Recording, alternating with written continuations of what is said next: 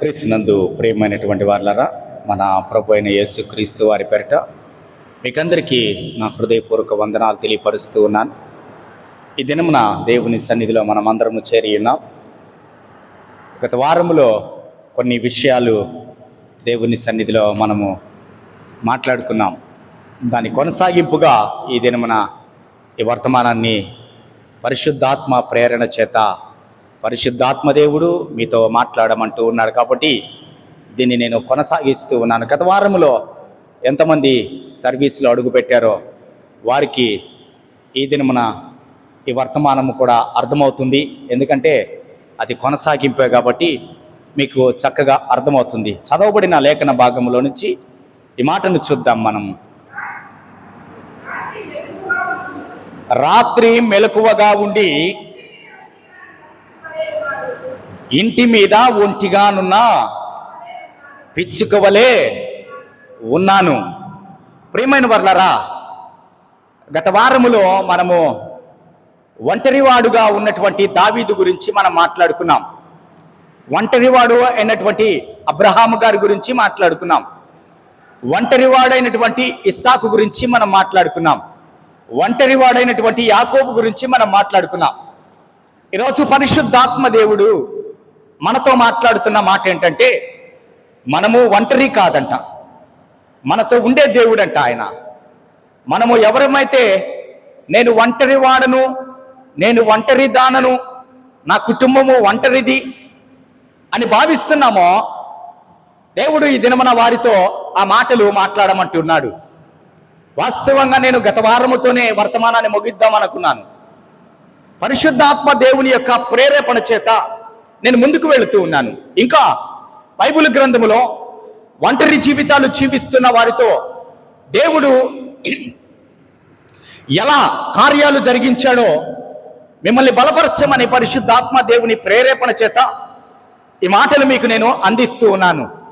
దయచేసి ఈరోజు మనము ఇంకొక నలుగురిని ఒంటరి బ్రతుకులు బ్రతుకుతూ ఉన్న వారిని, ఎవరికి కాని వారిగా బ్రతుకుతూ ఉన్న వారిని, అందరూ ఉన్న ఒంటరి జీవితము బ్రతుకుతూ ఉన్న వారిని మీకు నేను బైబిల్ గ్రంథము నుంచి ఒక నలుగురిని ఈ దినమున నేను పరిచయం చేయబోతూ ఉన్నాను.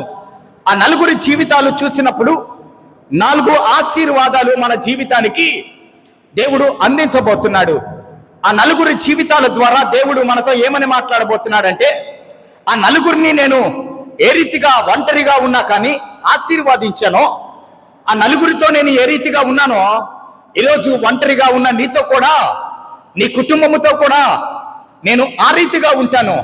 కాబట్టి ప్రియమైన వారలారా, ఈ సమయంలో ఒంటరి అనే మాటను క్రైస్తవుడు ప్రక్కన పెట్టేయాలి. ఈ లోకపరంగా మనము జీవిస్తూ ఉంటే మనము ఒంటరి వాళ్ళమని భయపడాలి. ఈ లోకపరంగా మనము మన ఆశలు నెరవేర్చుకుంటూ ఉంటే మనకి ఎంతమంది ఉన్నా కానీ మనము ఒంటరి వారిగా మిగిలిపోతాం. అయితే ప్రభు రక్తము చేత మనము కడగబడి విశ్వాసిగా మార్చబడి క్రీస్తు ప్రభు వారిని మనము అంగీకరించిన తర్వాత మనము ఒంటరి కాదంట. మనము ఒంటరి కాదంట. ఎవరున్నారు మనతోటి? ఎవరున్నారండి చెప్పాలి. ఎవరున్నారు? సైన్యములకు అధిపతి అయిన దేవుడంట. ఆయన దగ్గర ఎంత సైన్యం ఉంది? ఎంతమంది ఉంది? 1 లక్ష మంది ఉన్నారా? 10,000 మంది ఉన్నారా? 2 లక్షల మంది ఉన్నారా? 10 లక్షల మంది ఉన్నారా? ఆయన సైన్యములకు కోట్లాది కోట్ల సైన్యాలకి ఆయన అధిపతి అంట. అందుకు నువ్వు ఫీల్ అవ్వాల్సింది ఏంటంటే, నువ్వు నిలబడితే నా పక్కన సైన్యం ఉంది. నేను ఒంటరి వాడిని ఇక్కడ నిలబడ్డాను, నా పక్కన సైన్యం ఉంది. నా ఒంటరి కుటుంబం ఉంది కదా ఇక్కడ, నా ఒంటరి కుటుంబం చుట్టూ ఆయన దేవదూత గణమును తోడుగా పంపించాడు. ప్రియమైన వాళ్ళరా, ఎందుకు ఈ మాట తెలియపరుస్తూ ఉన్నానంటే, ప్రార్థనలో ఉంటాం. మా కుటుంబము బాగా చక్కగా ప్రార్థన చేసుకుంటూ ఉంటాం. రాత్రంతా కూడా ఒకరి తర్వాత ఒకరు ప్రార్థనలోనే ఉంటుంటాం మేము. అయితే మా ఇంటికి మా దగ్గరకు వస్తున్న పనమ్మాయి మానేసింది. ఇంతకుముందు కూడా మీకు ఈ విషయాన్ని తెలియపరుచుంటాను నేను. పని అమ్మాయి మానేసింది. అమ్మాయి కష్టపడి ఒక 1 year చేసింది, ఒక 16 సంవత్సరాల పాప చేసింది. పని సడన్గా మానేసింది, నేను రాలేను అనింది. అమ్మాయిని చాలా బాగా చూస్తాం మేము, పని మనిషిలాగా మా దగ్గర వర్క్ చేయడానికి వచ్చిన అమ్మాయిని మేము అలా చూడం. క్రీస్తు ప్రేమను వారికి ప్రకటిస్తాం. వారికైతే మిగిలిపోయినటువంటి ఆహార పదార్థాలు ఏవి కూడా మేము పెట్టం వాళ్ళకి. మేము పాడైపోయినటువంటి పండ్లు, కుళ్ళిపోయిన కూరగాయలు ఇటువంటివి వారికి ఇవ్వం. మేము తినగలిగినవి ఏమన్నా ఉంటే అవి మాత్రమే వారికి ఇస్తాం తీసుకువెళ్ళడానికి. అయితే ప్రియమైన వాళ్ళరా, ఆ పాప మానేసింది పని. ఎందుకు మానేశావు పాప నువ్వు అని పిలిపించి అడిగితే అమ్మాయి ఏమనిందంటే ఒక మాట, నేను రాను సార్ మీ ఇంటికి అనింది. ఎందుకు రావు అని అన్నాం. అనంటే నేను రాలేను సార్, మా అమ్మ చెప్తుంది, మా అమ్మని తీసుకొస్తానని వాళ్ళ అమ్మని తీసుకొచ్చింది. సార్ మీ ఇంటికి వచ్చిన కాడి నుంచి మా అమ్మాయికి బాగుండట్లేదు. ఏంటి, మీ ఇంటికి వచ్చిన కాడి నుంచి మీ గేట్లో నుంచి ఇంట్లోకి ఎంటర్ అవ్వడానికే మా అమ్మాయికి సమయం పడుతుందంట. ఏవో శక్తి మా అమ్మాయిని బయటికి నెట్టేస్తూ ఉంది. మీ ఇంట్లోకి ఇదే పట్ల 10 నిమిషాలు గేటు దగ్గర ఉండి అమ్మాయి సమాళించుకొని మీ కాంపౌండ్లో అడుగు పెడుతుంది. ఆ తర్వాత మరలా యాక్టివ్ అయిపోతుంది అమ్మాయి. అంటే దాని అర్థం ఏంటంటే ఆ అమ్మాయితో కొన్ని దురాత్మలు ఉన్నాయి. ఆ దురాత్మలు ఏం చేస్తున్నాయి, తట్టుకోలేకపోతున్నాయి. దాదాపుగా అమ్మాయి తర్వాత 3-4 వచ్చారు, ఒక్కరోజుకే పారిపోయారు డబ్బులు కూడా తీసుకోకుండా. ఎందుకనంటే నా ఒళ్ళు ఒక విధంగా అయిపోతుంది మేడం, ఇక్కడ కూర్చుంటే ఈ ప్రాంతంలో నిలబడితే నాకు ఏదో అయిపోతుంది, నాకు తెలియకుండానే నా ఒళ్ళు తిరిగిపోతుంది, నా తల తిరిగిపోతుంది, నాకు ఏం మాట్లాడాలో అర్థం కావట్లేదు, పని చేయ బుద్ధి కావట్లేదు, అలాగా కూర్చొనే ఉండాలనిపిస్తుంది. నేను మళ్ళీ మీ గేటు దాటి బయటికి వెళ్ళిపోయానంటే నేను యాక్టివ్ అయిపోతున్నాను. ఎందుకు మీకు ఈ మాటలు తెలియపరుస్తున్నానంటే నీతిమంతుల చుట్టూ ఆయన దూతలు కావలి ఉంటారంట. ఇప్పుడు మీకు అర్థమైందా? ఇప్పుడు మనం ఒంటరిగా మన జీవితాలు కూడా కొనసాగిస్తూ ఉంటే ఉద్యోగరీతిగా లేదా పరిస్థితులను బట్టి మనం ఒంటరిగా ఉంటే ఇప్పుడు మనతో ఎవరున్నారండి మనతోటి? ఇప్పుడు ఆయన దూతలు ఉన్నారు. కల్వరి సిలువలో ఆయన చిందించినటువంటి ఆ రక్తము మన కుటుంబము చుట్టూ ప్రోక్షించబడి ఉంటది. రక్షణలో ఉన్నటువంటి ప్రతి క్రైస్తవుని చుట్టూ. మీరు అర్థం చేసుకోవాల్సిన విషయం ఏంటంటే, క్రైస్తవులంటే చర్చికి వచ్చి ఆ చక్కగా పాటలు పాడేసి వెళ్ళిపోయే వాళ్ళ గురించి నేను మాట్లాడట్లేదు. ప్రభువుతో అంటుకట్టబడిన క్రైస్తవుల గురించి నేను మాట్లాడుతున్నాను. ప్రభు దగ్గర గడిపేటువంటి క్రైస్తవుల కొరకు నేను మాట్లాడుతున్నాను. ప్రభుతో కూర్చొని మాట్లాడేటువంటి క్రైస్తవుల కొరకు నేను మాట్లాడుతున్నాను. చాలా మంది దినమున మేము కూడా క్రైస్తవులమేనండి అంటున్నారు. క్రైస్తవులకి, క్రీస్తు బిడ్డలకి అసలు సారూప్యత లేదు, అసలు పొంతికే లేదు. రేపటి దినమున దేవుడు ఏం చెప్పాడంటే, గోధుమలని గురుగులను 2 కలిపి, అయ్యా ఈ పొలంలో గోధుమలు వేస్తే గురుగులు కూడా వచ్చాయ్యా, అనేకమైన పిచ్చి మొక్కలు కూడా మొలిసేస్తాయి. ఇక్కడ ఈ పిచ్చి మొక్కల్ని మీరు ఆజ్ఞాపిస్తే ఆ పిచ్చి మొక్కలన్నీ పెరికేసి గోధుమల పంటకాలం వచ్చింది కదా, కోద్దామయ్యా, లేకపోతే ఈ పిచ్చి మొక్కలు ఈ గోధుమలను పాడు చేస్తాయేమో అని పనివాడు చెప్పినప్పుడు యజమానుడు ఒక మాట అన్నాడు. ఏమన్నాడు? పెరగని చర్చికొచ్చి తాగని వాడిని, చర్చికొచ్చి వ్యభిచారం చేయని, చర్చికొచ్చి వడ్డీ వ్యాపారం చేయని, చర్చికొచ్చి ఇతరుల మీద చాడీలు చెప్పని, చర్చికొచ్చి గొడవలు పెట్టుకుంటా ఉండని, చర్చికొచ్చి ప్రార్థన చేయకుండా జీవితాలు అలాగే వెళ్ళబోచుని, ఎదగని, సంఘములోనే ఎదగని. ఎక్కడా విశ్వాసి అవిశ్వాసి ఇద్దరిని ఉంచకడా. ఒక దినమున రెండింటిని నేను వేరుపరుస్తాను. నాకు తెలుసు కదా ఎవరు విశ్వాసం ఎవరు అవిశ్వాసం, నాకు తెలుసు కదా. ఎందుకు నేను ఈ మాట ధైర్యంగా చెప్తున్నానంటే, ఒకప్పుడు నేను కూడా క్రైస్తవుణ్ణని పిలిపించుకున్నాను, కానీ క్రీస్తుకు విరోధమైన పనులు నా జీవితంలో జరిగాయి. క్రైస్తవ యవనస్తుండే క్రైస్తవ సంఘములో కూర్చొని క్రిస్మస్ కార్యక్రమాలు వస్తే సంఘములో టీమును పెట్టుకొని మొత్తం నేనే అలంకరణ, ప్రతిదీ నేనే. 7 రోజులు వారోత్సవాలని కార్యక్రమాలు జరుగుతూ ఉంటే ప్రతి కార్యాన్ని నేనే ముందుండి నడిపించేవాడిని. కానీ నా జీవితము రక్షణ లేని జీవితము. నేను క్రైస్తవుణ్ణే, బట్ క్రీస్తుతో నాకు స్వయానుభవం లేదు. నాతో క్రీస్తు మాట్లాడే స్థితిలో నేను లేను. క్రైస్తవునని చెప్పుకున్నాను, నా జీవితంలో ఈ బైబిల్ గ్రంథాన్ని సంకలో పెట్టుకున్నాను. ఇలాగా పెట్టుకొని చర్చికి వెళ్ళాను, చర్చిలో కూర్చున్నాను, వాక్యం చెప్తున్నాడు, వినలేదు, గోడలు విన్నాయి. ఇలాంటి జీవితాలు జీవించినటువంటి వారికి ఒకరోజు దేవుడు సరైన తీర్పు ఇవ్వబోతున్నాడు. అందుకే ప్రకటన గ్రంథములు, అయ్యా నీవు సత్యస్వరూపివయ్యా, నువ్వు న్యాయాధిపతివయ్యా, న్యాయాధిపతి మా గురించి జ్ఞాపకం చేసుకో అని బలిపీఠము కింద ఆత్మల ఘోష అంట. ఆయన నామము నిమిత్తము హింసించబడి, ఆయన నామము నిమిత్తము అవమానించబడి, ఆయన నామము నిమిత్తము హేళన చేయబడి, ఆయన నామము నిమిత్తము చంపబడి ఏడ్పబడిన వారి యొక్క ఆత్మలు బలిపీఠము కింద ఉన్నాయంట. వారు అంటున్నారంట, నాదా సత్యస్వరూపి, ఎందాక మా నిమిత్తము భూనివాసులకు నువ్వు తీర్పు తీర్చక ఉంటావు. ప్రియమైన వారలారా, జ్ఞాపకం చేస్తున్నాను, ఈరోజు ఒంటరి జీవితాలు జీవిస్తున్నటువంటి వారి గురించి ప్రభువు మాట్లాడమంటూ ఉన్నాడు. ఈ సమయంలో ఒంటరి జీవితాలు జీవిస్తున్నటువంటి నలుగురు గురించి మీకు నేను క్లుప్తంగా పరిచయం చేస్తాను. క్లుప్తంగా పరిచయం చేసిన తర్వాత మనము కార్యక్రమంలో మనం ముందుకు వెళదాం. ఈ సమయంలో ప్రియమైన వారలారా, గత వారములో మనము ఒక నలుగురు గురించి చూసాం. ఈ వారం కూడా ఒక నలుగురు గురించి చూద్దాం. వారు ఒంటరి వారే, వారు మనలాగే వారు ఇంకో ప్రాంతంలో బ్రతికిన వారు. వారికి వారి తల్లిదండ్రులకి సంబంధం లేదు, వారికి వారి తోబుట్టువులకి సంబంధం లేదు, వారికి వారి సొంత దేశానికి సంబంధం లేకుండా బ్రతికిన వారు. వారితో దేవుడు ఎలా ఉన్నాడో ఈరోజు మనం చూడబోతున్నాం. మొదటిగా యోసేపును మనము చూసినట్లయితే, యోసేపు ఎలాంటి వాడండి? యోసేపు అన్నల చేత ద్వేషించబడ్డాడు. తల్లిదండ్రులు కూడా హెచ్చరించాడు, నువ్వు కనే కల ఏంటి తండ్రి అన్నాడు కదా యోసేపుని. యోసేపు ఎవరి చేత ఏడవబడ్డాడు? ఎవరి చేత తన్నించుకున్నాడు? ఎవరి చేత అవమానపరచబడ్డాడు? సొంత అన్నల చేతే. కాబట్టి యోసేపు ఎక్కడికి కొనిపోబడ్డాడు? ఐగుప్తు దేశానికి కొనిపోబడ్డాడు.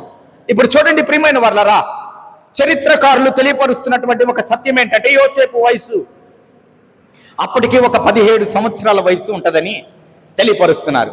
ఒక 17 సంవత్సరాల వయసు కలిగినటువంటి ఒక యవన బిడ్డ దేవుని దర్శనాలు కలలు చూడగలిగాడు అనంటే, ఈరోజు మన కుటుంబాల్లో పెరుగుతున్న మన యవన బిడ్డలు అటువంటి దర్శనాలు చూడగలుగుతున్నారా? మన యవన బిడ్డలు అటువంటి కలలు కనగలుగుతున్నారా? యోసేపు కలలు కన్నాడంటే, యోసేపు పవిత్రమైన జీవితము కలిగిన వాడు కాబట్టి, దేవుడు ఏర్పరచుకున్నవాడు కాబట్టి, దేవునికి లోబడ్డవాడు కాబట్టి 17 సంవత్సరాలు వయసు. అతనికి ఏం తెలుసు? బుద్ధి, జ్ఞానము, వివేచన తెలుసా? తెలీదు. అయినప్పటికీ తన పితరుల దేవుడైన యెహోవానే తను సేవించాలని ఒక మంచి నియమాన్ని, ఒక కట్టడను తనకు తాను విధించుకున్నాడు. తన తండ్రిని ఆశీర్వాదించిన దేవుడు తన్ను కూడా ఆశీర్వాదిస్తాడని తండ్రి యొక్క జీవితాన్ని తరచి చూశాడు. తండ్రి పడ్డ కష్టాలు చూశాడు, తండ్రి ఎలాగా మోసగించబడ్డాడో చూశాడు, తర్వాత తండ్రి దేవునితో ఎలా పోరాడి ఆశీర్వాదాలు పొందుకున్నాడో చూశాడు. తర్వాత ఆ ఆశీర్వాదము ఎలాంటి స్థితిలోకి తనను తీసుకువెళ్తుందో కూడా యోసేపు అర్థం చేసుకున్నాడు. ప్రియమైన వారలారా, యోసేపు ఇప్పుడు ఎక్కడున్నాడు? అన్నల చేత ద్వేషించబడ్డాడు, అన్నల చేత ఏడ్వబడ్డాడు, కొట్టబడ్డాడు, అన్యుల చేతికి అప్పగించబడ్డాడు. ఈజిప్ట్ దేశానికి యోసేపు బానిసగా వెళ్ళిపోయాడు. మీకు ఇంతకుముందే బానిసల గురించి మాట్లాడుతూ చాలా విషయాలు మీకు నేను తెలియపరిచాను. బానిసలకి హక్కులు ఉండవు కదా ఏమి. కాబట్టి బానిస అమ్మబడ్డాడు.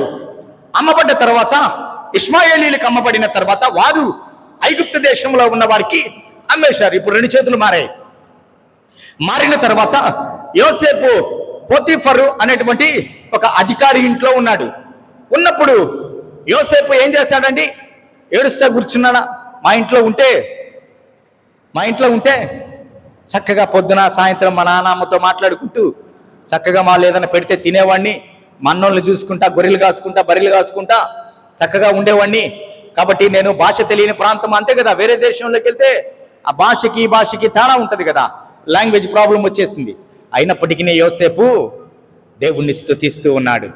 యోసేపు దేవునితో ఉన్నాడు.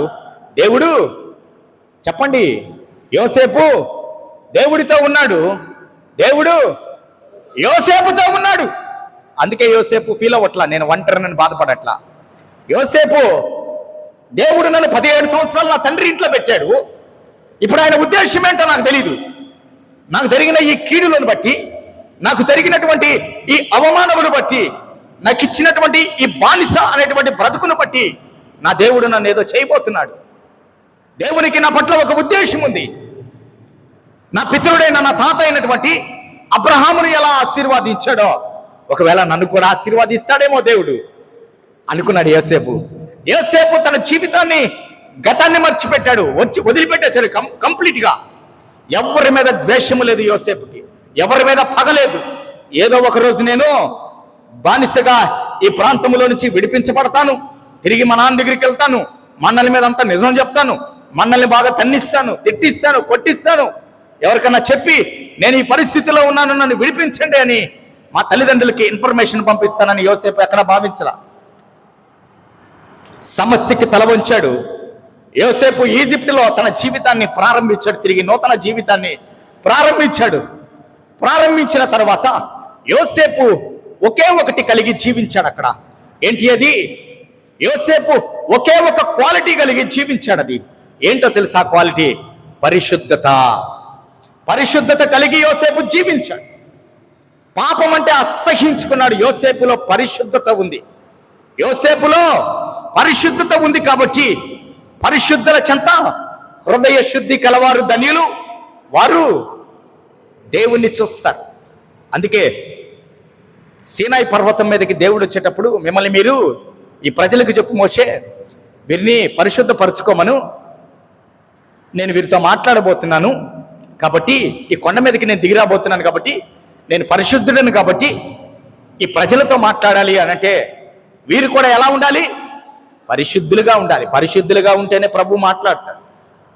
మనలో పరిశుద్ధత లేకపోతే ప్రభు మనతో ఉండడు. మనం అనుకుంటాం, భ్రమలో జీవిస్తూ ఉంటాం. మనలో పరిశుద్ధత లేకుండా ప్రభు ఎట్టి పరిస్థితుల్లో జీవించడానికి వీల్లేదు. యోసేపు కేవలము దేన్ని కలిగి ఉన్నాడు? పరిశుద్ధతను మాత్రమే కలిగి ఉన్నాడు. ఇప్పుడు దేవుడు మోషేని విడిచిపెట్టలేదు, దేవుణ్ణి యోసేపు విడిచిపెట్టలేదు. ఈ బంధం ఎలా మారిపోయిందంటే, ఎక్కడికి వెళ్ళిపోయింది బంధము? ఐగుప్తు దేశముని ఏలేటువంటి స్థితిలోకి తీసుకెళ్ళిపోయింది. యోసేపు ఒంటరిగా ఉన్నప్పుడు ప్రార్థన చేశాడు, కుటుంబముతో ఉన్నప్పుడు ప్రార్థన చేశాడు, శోధించబడుతూ ఉన్నప్పుడు ప్రార్థన చేశాడు, చెరసాలలో వేయబడినప్పుడు ప్రార్థన చేశాడు. దేవుని దగ్గర పరిశుద్ధతను తన జీవితంలో కాపాడుకున్నాడు. కేవలము పరిశుద్ధతను కాపాడుకున్నాడు కాబట్టి యోసేపు ఈజిప్టు దేశానికి ప్రధాని కాగలిగాడు. అంతేగాని యోసేపు అందంగా ఉన్నాడనో, యోసేపు మంచి యవనస్తుడనో కాదు. ప్రియమైన వారలారా, ఒంటరిగా ఉన్నవాడు ఎలాంటి స్థితిలోకి వెళ్ళాడు? ఒంటరి పరిపాలించే స్థితిలోకి వెళ్ళిపోయాడండి. ఒంటరి వాడు ఎలా ఉన్నాడు? సింహాసనం మీద. ఎక్కడా? తన సొంత ప్రజల మధ్య, తన సొంత దేశములోన, తన కుటుంబములోన, ఎవరి మధ్య? భాష తెలియని ప్రాంతములో ఎవరో అన్యుల మధ్య నిలబడ్డాడు. అన్యుల దేశానికి ప్రధానిని చేశాడు దేవుడు. కారణం ఏంటో తెలుసా? దేవుడు మోషేతో ఉన్నాడు, దేవుడు యోసేపుతో ఉన్నాడు, యోసేపు దేవునితో ఉన్నాడు. వీరిద్దరు కలిసి ఉన్నారు కాబట్టి యోసేపులో పరిశుద్ధతను కోల్పోలేదు కాబట్టి యోసేపు సింహాసనానికి అర్హుడుగా పిలువబడ్డాడు దేవుని సన్నిధిలో. జ్ఞాపకం చేస్తున్నాను ప్రియమైన వారలారా, తిరిగి మనం అందరము చదువుకున్నట్లయితే ఆదికాండములనే మనం చూస్తే, ఇంటికి వెళ్ళి యోసేపు చరిత్రను మీరు చూడండి. యోసేపు ఏ అన్నలైతే అవమానించారో, ఏ బంధువులు, ఏ స్నేహితులు అనుకున్నారో, సొంత వారు అనుకున్నారో, వారందరూ కూడా యోసేపు దగ్గరికి వచ్చారంట, సాష్టాంగ పడ్డారంట. దేనికోసం వచ్చారండి వాళ్ళు? ఆహారం కోసం వచ్చారు. దేవుడు ఈ దినమున నీతో కూడా మాట్లాడుతున్నాడు. పరిశుద్ధతను నువ్వు కాపాడుకున్నట్లయితే, నువ్వు నా పరిశుద్ధత కలిగి జీవించినట్లయితే నిన్ను నేను ఏ స్థితిలో ఉంచుతాను తెలుసా? యోసేపు వలె ఒక ఉన్నత స్థితిలో నిన్ను నేను ఉంచడానికి ఇష్టపడుతున్నాను. యోసేపు వలె నిన్ను నేను ఒక ఉన్నతమైన స్థితిలో ఉంచడానికి ఇష్టపడుతున్నాను. యోసేపు ఎక్కడ కూడా పోతీఫర్ భార్య గురించి చెప్పలా. జైల్లోకి వచ్చిన తర్వాత, అరెస్ట్ చేసిన తర్వాత, నన్ను ఎందుకై అరెస్ట్ చేస్తున్నారు, ఆమె నన్ను శోధించింది, ఆమె నా మీద కేసు పెట్టింది, ఎక్కడ తన వాదన వినిపించలా. యోసేపు ఎవరితో చెప్పలా. యోసేపు దేవునితోనే మాట్లాడుతున్నాడు. ప్రభా నీకు తెలుసు కదా, ఎక్కడికి వెళ్ళమంటావు? చెరసాలకా? ఓకే వెళ్తాను ప్రభా. ఎక్కడికి వెళ్ళమంటారు ప్రభా? వాస్తవంగా చెప్పనా నేను, ఇటువంటి కేసెస్లో పోలీసు వాళ్ళు కూడా చాలా నీచంగా చూస్తారంట. ఇటువంటి కేసులో అరెస్ట్ అయితే ఆ వ్యక్తిని పోలీస్ స్టేషన్లో చాలా నీచంగా చూస్తారంట. ఏదన్నా ఒక గొడవలోనో, లేదంటే ఒక హత్య కేసులోనో, లేకపోతే ఇంకొక దాంట్లోనో వెళ్ళినా కానీ గౌరవంగా చూస్తారంట. కానీ ఇలాంటి కేసులో వెళ్తే పోలీసు వాళ్ళు చాలా విచిత్రంగా చూస్తారంట, చాలా చీప్గా చూస్తారంట. అయినా పోలీసుల వైపు చూశాడా? భటుల వైపు చూశాడా? ఎవరి వైపు చూశాడు యోసేపు? దేవుని వైపు చూశాడు. ప్రభా ఇది కూడా నాకు ఇది కూడా ఆపాదించారా? ఓకే ప్రభా, థ్యాంక్ యూ. యోసేపు వెళ్ళిపోయాడు చెరసాలలోకి. చెరసాలలో నుంచి యోసేపు, చెరసాల అంటే ఏంటో తెలుసా? బంధకం, బంధించబడడం. బంధకాల్లో ఉన్నవాడు ఎలా విడిపించబడ్డాడంటే ఈసారి విడిపించడం ఎక్కడికి కూర్చున్నాడు? వెళ్ళిపోయి ఎక్కడికి వెళ్ళిపోయాడండి? బంధకాల్లో నుంచి దేవుడు విడిపించగానే నేరుగా బంధకాల్లో నుంచి ఎక్కడికి వెళ్ళి కూర్చున్నాడు? సింహాసనం మీద కూర్చున్నాడు. అది దేవునితో అంటుకట్టబడిన వారికి ఉన్నటువంటి ఆశీర్వాదం. యోసేపు ఒంటరి వాడు ఎప్పుడు కాదంట. యోసేపు దేవునితోనే మాట్లాడుకునేవాడంట. ఏ సంభాషణ కష్టం వచ్చినా, బాధ వచ్చినా, ఇబ్బంది వచ్చినా దేవునికే చెప్పుకునేవాడంట యోసేపు స్థితి మనము చూసినప్పుడు దేవుడు మన జీవితాలను కూడా ఒంటరి జీవితాలుగా జీవిస్తూ ఉన్నామని భావిస్తే ఆ స్థితిలో దేవుడు మనల్ని ఉంచడానికి ఇష్టపడుతున్నాడు. సమయం లేదు కాబట్టి నేను కొంచెం ముందుకు వెళ్తున్నాను. మరి ఒక వ్యక్తిని మీకు పరిచయం చేయబోతున్నాను. ఆ వ్యక్తి పేరు మోషే. ఈ వ్యక్తి పేరు మోషే. ఈ వ్యక్తి గురించి మీకు అందరికీ తెలుసు. ఎర్ర సముద్రాన్ని పాయలుగా చేశాడు. ధర్మశాస్త్రాన్ని ఇశ్రాయేలీలకు ఇచ్చాడు. ఇశ్రాయేల్ సమాజాన్ని ఐగుప్తు దేశంలో నుంచి బయటికి తీసుకొని వచ్చాడు కదా, నాయకుడు అయ్యాడు కదా. ఫరో రాజుని ఎదిరించి 10 తెగుళ్లతోటి దేవుని దగ్గర నుంచి పొందుకున్నటువంటి ఆ శక్తిని అంతా ప్రదర్శించి ఐగుప్తీయులను బాధపరిచి తిరిగి తన ప్రజలను విడిపించుకొని వెళ్ళాడు కదా. దానికి ముందు ఒక సంఘటన జరిగింది. ఏంటి ఆ సంఘటన అంటే మీరందరూ చదవాల్సిన సంఘటన అది. ఆ కాలంలో ఫరో చేసినటువంటి పని ఏంటో తెలుసా? హెబ్రీలు అనగా ఇశ్రాయేలీలు, ఇప్పుడున్న ఇశ్రాయేలీలు, ఆ హెబ్రీలు వారి జాతి చాలా ఎక్కువ మంది అయిపోయారు. యోసేపు తర్వాత యోసేపు 70 మంది యోసేపు అన్నదమ్ములందరినీ ఆహ్వానించిన తర్వాత కుటుంబం మొత్తం 70 మంది ఈజిప్ట్కి వచ్చారు. వచ్చిన తర్వాత యోసేపు కాలము గతించిపోయింది. అప్పుడున్న రాజు గతించిపోయాడు. తర్వాత చాలా కాలం అయిపోయింది, చాలా సంవత్సరాలు గతించిపోయిన తర్వాత ఇప్పుడు ఇశ్రాయేలీల ప్రజలు ఏమైపోయారంటే హెబ్రీలు అంటారు వీళ్ళని. ఈ హెబ్రీల జాతి ఎలా అయిపోయిందంటే అక్కడ ఉన్నటువంటి ఐగుప్తీయుల కంటే కూడా ఎక్కువ మంది వీరు ప్రజలైపోయారు. అప్పుడు వచ్చిన రాజు ఏమన్నాడంటే ఒక ఆర్డర్ పాస్ చేశాడు. వీళ్ళు బానిసలుగా మన దేశంలోకి వచ్చారు, అయినా వీరు ఎక్కువ మంది అయిపోయారు కాబట్టి ఎప్పుడైనా ఒకవేళ మన మీద తిరుగుబాటు చేసి మన దేశాన్ని వీరు ఆధీనంలోకి తెచ్చుకొని మనల్ని పరిపాలిస్తారేమో, మనల్ని బానిసలు చేస్తారేమో వీరు.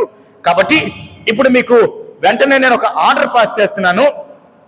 ఈ హెబ్రీ స్త్రీలు ఒకవేళ గర్భము దాల్చి పిల్లలు పుడితే వీళ్ళకి మగపిల్లోడైతే వెంటనే చంపేసేయండి, ఆడపిల్లలైతే బ్రతికించండి. కాబట్టి ఈ ఆర్డర్ పాస్ చేస్తున్నాను అని అన్నాడు. అయితే ఈ కష్ట సమయంలోనే ఒక వ్యక్తి ఈ భూమి మీదకి వచ్చాడు. ఈ కష్ట పరిస్థితుల్లోనే ఒక వ్యక్తి ఈ భూమి మీద పడ్డాడు. అయితే ఆ వ్యక్తిని తల్లి ఏం చేసిందంటే ఆ శాసనము చూసిన తర్వాత 3 నెలలు దాచిపెట్టింది. ఆ 3 నెలల తర్వాత వల్లపడలేదు. బిడ్డ ఎక్కువగా అరుస్తున్నాడు, హేళన చేస్తున్నాడు. బిడ్డ చక్కగా మాట్లాడుతున్నాడు కదా. 3 నెలల తర్వాత కొంచెం బిడ్డకి మాటలు వస్తాయి, కొట్టడం వస్తాయి. మన మాటలు బాగా ఆలకిస్తారు, గట్టిగా రచ్చ చేస్తుంటారు పిల్లలు. కాబట్టి ఈ వ్యక్తి ఏం చేశాడంటే ఈ బాబు బాగా యాక్టివ్గా ఉన్నాడు కాబట్టి అరుస్తూ ఉన్నాడు. వెంటనే ఏం చేసిందంటే ఈ బిడ్డని ఇంకా నేను దాచిపెట్టలేను కాబట్టి ఈ బిడ్డని 2 సంవత్సరాల లోపల ఉన్న బిడ్డలందరినీ చంపేయమన్నాడు. కాబట్టి ఫరో ఇప్పుడు నేను చేయాల్సిన పని ఏంటంటే ఈ బిడ్డని కాపాడాలంటే ఒకే ఒక మార్గము, దేవుని చేతికి ఇచ్చేయాలి అని జమ్ము పెట్టి ఒకటి చేసింది. నైలు నదిలో ఆ జమ్ము పెట్టిని వదిలిపెట్టి ఆ జమ్ము పెట్టిలో ఈ బిడ్డని పెట్టి వదిలేసింది. ఆ జమ్ము పెట్టిలో ఈ బిడ్డ అటు ఇటు నీళ్ళలో అటు ఇటు తిరుగుతూ ఉన్నాడు. అయితే తన అక్క మిరియాముని ఏం చేసిందంటే కూతురుని, అమ్మా వీడిని తమ్ముడు కదా, వీడిని చూసుకోమ్మా జాగ్రత్తగా, వీడి నీళ్ళలోంచి ఎవరైనా తీసుకెళ్తారేమో అని చెప్పిన తర్వాత మిరియాము ఆ ప్రాంతంలో కాపలా ఉంది. ఇదంతా కూడా నేను కొత్తగా మీకు చెప్పేది ఏం లేదు, బైబిల్ గ్రంథంలో వ్రాయబడిన సంఘటనే మీతో నేను చెప్తూ ఉన్నాను. అయితే అక్కడికి రాకుమారి ఆ స్నానం చేయడానికి వచ్చిన తర్వాత ఆమె వచ్చి స్నానం చేసేటప్పుడు ఆ బిడ్డ ఏడుపు వినడం, వెంటనే ఆ బిడ్డను తిప్పియడము. ఆ బిడ్డను ఎక్కడికి తీసుకెళ్లాడు? ఆమె నా కుమారుడిగా పెంచుకుంటాను, చాలా బాగున్నాడు కాబట్టి, నీటిలోంచి తీయబడ్డాడు కాబట్టి ఈ బిడ్డకి నేను మోషే అని పేరు పెడుతున్నాను, కాబట్టి నేను నా కుమారుడిగా పెంచుకుంటాను ఈ బిడ్డనని చెప్పానని. ఇప్పుడు ఎక్కడ ఉన్నాడండి? మరణ ఛాయలో ఉన్న వ్యక్తి ఎక్కడ బ్రతుకుతున్నాడు? రాజు అంతఃపురంలో బ్రతుకుతున్నాడు. అర్థమవుతుందా మీకు నేను చెప్పేది? మరణ ఛాయలో కొట్టుమిట్టాడుతున్నటువంటి బిడ్డ రాజు అంతఃపురానికి షిఫ్ట్ అయ్యాడు. ఇప్పుడు తీసుకొని వెళ్ళాడు దేవుడు అక్కడికి. తీసుకెళ్తే ఇప్పుడు ఐగుప్తు దేశానికి యువరాజుగా ఉన్నాడు. ఈ యువరాజు ఒకసారి దేశాన్ని చూడడానికి వచ్చాడు. వచ్చిన తర్వాత దేశంలో జరిగిన సంఘటన ఏంటంటే, ఇద్దరు ఇశ్రాయేలీలు కొట్టుకుంటున్నారు. అంటే తన సొంత ప్రజలు కొట్టుకుంటున్నారు. ఆ ప్రజలు పడుతున్న హింస, వేదన, ఈ దేశంలో ఉన్నటువంటి ఫరో మా ప్రజల్ని ఎంత వేదన పడుతున్నాడు అని బాధపడుతున్నాడు. బాధపడుతూ ఆ రీతిగా ఉండగానే వెంటనే చేసిన పని ఏంటో తెలుసా? ఫరో చేసిన పని ఏంటో తెలుసా? ఇంకా కష్టాన్ని ఎక్కువ చేశాడు. ఇంకా కష్టాన్ని ఎక్కువ చేసిన తర్వాత మోషే తట్టుకోలేకపోయాడు. మోషే ఒక స్థితిలో ఉన్నాడు. మోషే పరిస్థితి ఎలా మార్చబడిందంటే, మోషే పరిస్థితి చాలా దుర్భరంగా మార్చబడింది. ఎప్పుడు మోషే తన సొంత ప్రజల నిమిత్తము, తన సొంత ప్రజలను పడుతున్నటువంటి వేదనను చూసిన తర్వాత మోషే చేసిన పని ఏంటో తెలుసా? వీరందరూ కూడా నా ప్రజలే కదా, నేనైతే క్షేమంగా, నేనైతే ఈ ప్రాంతంలో మంచిగా బ్రతుకుతున్నాను, కానీ నా ప్రజలు ఎంత కష్టపడుతున్నాడో చూసారా అని చెప్పి మోషే తన సొంత ప్రజల మీద మంచి ఉద్దేశము కలిగి ఉన్నాడు. వాళ్ళ బాధను అర్థం చేసుకున్నాడు. వెంటనే వారిని ఎలాగైనా కానీ ఆ బానిస బ్రతుకుల నుంచి విడిపించాలని మోషే అనుకున్నాడు. ప్రియమైన వాళ్ళరా, జ్ఞాపకం చేస్తున్నాను, ఇద్దరు వ్యక్తులు మరుసటి రోజు పోట్లాడుకుంటూ ఉంటే వారి దగ్గరికి వెళ్ళాడు మోషే. అయ్యా, మీ ఇద్దరు అన్నదమ్ములు కదా, మీ ఇద్దరు ఎందుకు ఇలా పోట్లాడుకుంటున్నారు అని అడిగాడు. అడిగితే వాళ్ళు ఒక మాట అన్నారు. ఏమన్నారంటే తెలుసా?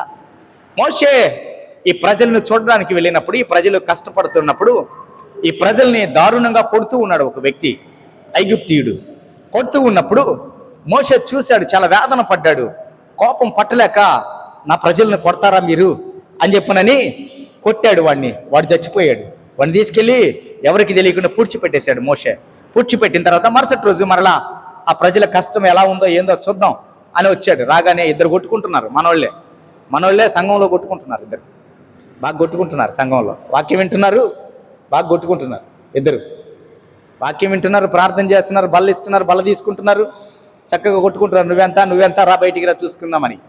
అయితే ప్రియమైన వాళ్ళరా, జ్ఞాపకం చేస్తున్నాను, ఈ సమయంలో మోషే చేసినటువంటి పరిస్థితులు ఈ సమయంలో మీరు అర్థం చేసుకోవాలి.